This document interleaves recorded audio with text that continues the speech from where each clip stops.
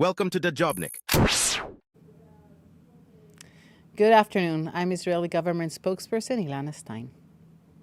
This is day 143 of the October 7th war. First, I will start with an update on our casualties from this war. IDF fatalities since the start of the October 7th massacre have unfortunately risen to 580. That is up 4 since our last briefing on Thursday. The people of Israel grieve with the family of Sergeant Oz Daniel, who was 19 years old. Sergeant Daniel was thought kidnapped on the October 7th, but it is now cleared for publication that he was in fact murdered that Saturday with his body snatched by Hamas into Gaza. He leaves behind his parents and twin brother. Staff Sergeant Ido Eliz Rihen was 20 years old from Jerusalem and died in southern Gaza. Staff Sergeant Neria Belet was 21 from Shvei Shomron and he was killed in southern Gaza. Major Eyal Shuminov was 24 from Carmiel and was killed in battle in the northern Gaza Strip. The IDF and all Israelis share in this terrible grief of their families. We will continue to accompany them at this unbearable time. Our hearts go out to all the families of those soldiers killed in action, as well as those who were murdered, taken hostage, and wounded. May their memories be a blessing. Now an update regarding our efforts to free our hostages. As we have said many times in the past, we will continue to do everything to release the 134 hostages that are still cruelly held by the Hamas barbaric terror organization and return them to their families. Alongside a determined military effort, Israel is in continuous contact with mediating countries to create a framework to release them. Over the weekend, Israel sent a delegation to Paris, and the Prime Minister has updated the cabinet on the next steps in the negotiations. We very much appreciate the efforts of the United States. I will remind you that 134 hostages still remain in Gaza. Among them, 130 people kidnapped by Hamas during the October 7th terror attack, and forced hostages held captive by Hamas since 2014. Of these 103 hostages, 111 are male and 19 are female. 2 are children under the age of 5. 10 of the hostages are over the age of 75. Just 2 weeks ago, the IDF heroically rescued Luis Har, age 71, and Fernando Marman, age 61, from Rafah.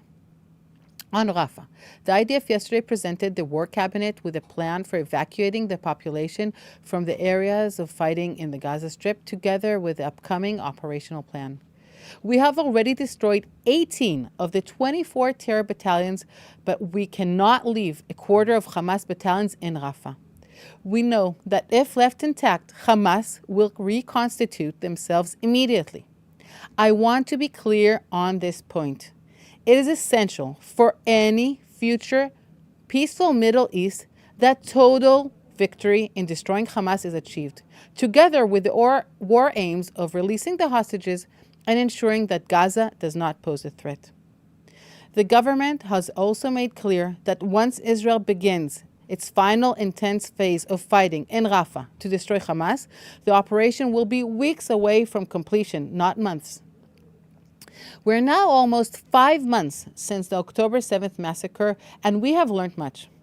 The IDF yesterday released its learnings from Hamas media tactics, which I want to share with you in 4 points. These are the tactics. 1. Hamas forces Gazans to stay in active combat zones by blocking their attempts to move out of harm's way. 2. When civilians do finally manage to reach the safer areas to which the IDF guides them, Hamas then moves to those areas, turning humanitarian zones into staging areas for further attacks. 3. Hamas conceals itself from cameras by covering the conflict by embedding itself amongst civilians and camouflaging its terrorists as innocents. 4. By waging war from inside and underneath hospitals, Hamas hopes that international media will provide public sympathy and further shield their military terror activities. Next, I want to give you an update from Kogat. Yesterday, 245 trucks carrying humanitarian aid were inspected and transferred to Gaza. COGAT has made it clear that there is no limit to the amount of humanitarian aid that can enter Gaza for the civilian population. Because UNRWA is intertwined with terror, it needs to be dissolved because of their complicity with Hamas. As such, the IDF has presented the War Cabinet with a plan for providing humanitarian assistance to Gaza in a manner that will prevent the looting that has occurred in the northern strip. The plan was approved. That brings us to the end of today's briefing, and I will be happy to take your questions in the chat.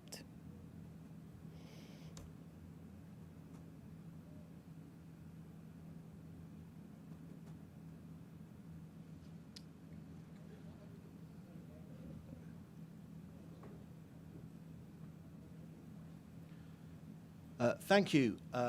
First question from Joel Pollack at Breitbart News. Would you say there are chances of war with Hezbollah at this stage, 50-50 or more likely? As you probably know, there has been fighting in the north, and this fighting will continue as long as Hezbollah is a threat to Israel. As you know, the Israeli people who are living in the northern parts that are targeted by Hezbollah cannot return home until they can be safe and secure in their homes. That is not the case yet. So as long as we cannot provide safety to our people, unfortunately, we'll have to keep this war in the northern part of Israel. Thank you. Question from Jody Cohen, World is One News in India. What is the government's reaction to the resignation of Palestinian Authority Prime Minister Steyer? We'll need to get back to you on that. I don't know if there's an official comment yet. Question from Leo Soroka at the Washington Post.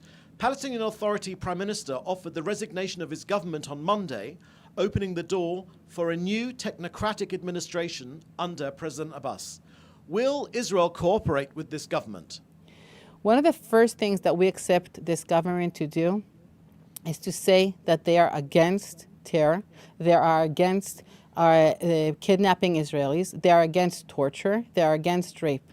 If they say all of these things, then we know that there might be a chance for a different future. But if they will keep this silence, then we do not have a choice but to be silent to what they're doing as well. So what we expect is to see very harsh words against Hamas and their actions, and we have been waiting for those harsh words for a long time. Second question from Leo Soroka at the Washington Post. The Prime Minister's office stated this morning that the War Cabinet was presented with a plan for providing humanitarian assistance to the Gaza Strip in a manner that will prevent looting. What is the plan, and from which crossing the aid is supposed to transfer to northern Gaza? So the specifics of the plan we cannot go into, but I think what is important is the objective. We know that Hamas has been looting the humanitarian aid that was supposed to be given to the population, to the civilians. This, of course, is aligned with all their tactics, which means keeping themselves safe while they're using their own population, women, children, elderly, as human shields. And we want to prevent that. So we can't go into the specifics, but I think the main thing is that we all want the civilians in Gaza to have a better future, and that can only happen once Hamas is not in charge, as we can see it even in these days, and we saw it in the past as well. They do not care about their people. If they did care about their people, they would, of course, not loot the humanitarian that was given to them. They would, of course, let them be in the tunnels safe where they are safe, and they would actually not even start a war that brings so much harm to everybody involved. Thank you. Question from Melanie Lidman at AP. Any comment on the situation in Lebanon today? Are there concerns that this could escalate further? Thank you. We're always concerned about escalation. As I said before, this is not what we want. We would like this war to end, but we have to make sure that our civilians are safe and sound. This is not the case. And if we did not evacuate people from the northern part of Israel, we would have had a lot of casualties by now. So this is why we still need to fight Hezbollah. And of course, we don't want escalation, but we do want safety for our people. Thank you. Question from Hannah Julian at the Jewish Press.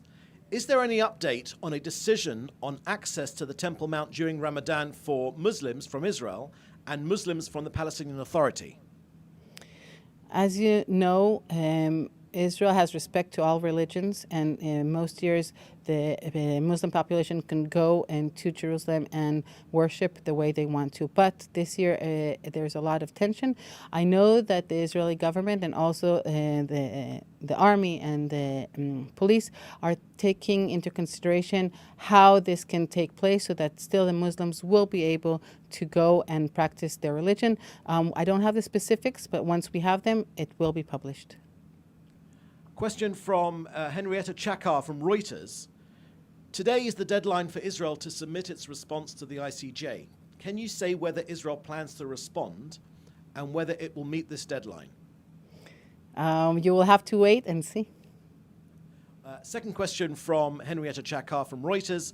The Prime Minister said last night that the military presented a plan for the evacuation of civilians from combat zones ahead of the Rafah offensive. Can you provide more details on this plan? Will civilians be resettled inside Gaza, or are there agreements with neighboring countries to shelter displaced people there? Yesterday, the Prime Minister was interviewed and he was asked this question, and what he answered was that the people that are in Rafah will be able to move north of Rafah. Exactly the details can't be disclosed at the moment, but we will have places for them that are safe, northern part from Rafah. Second question from Hannah Julian. Does the government consider a Palestinian Authority technocrat government an acceptable candidate to govern Gaza the day after the war? We have to see what kind of government will be in place after the war, and then we can discuss this. Thank you very much. That's the last question. Thank you very much. Thanks for watching. Drop a comment below. Don't forget to like, share, and hit subscribe to stay updated with our latest content. Until next time, stay informed and inspired. This is Dejobnik signing off.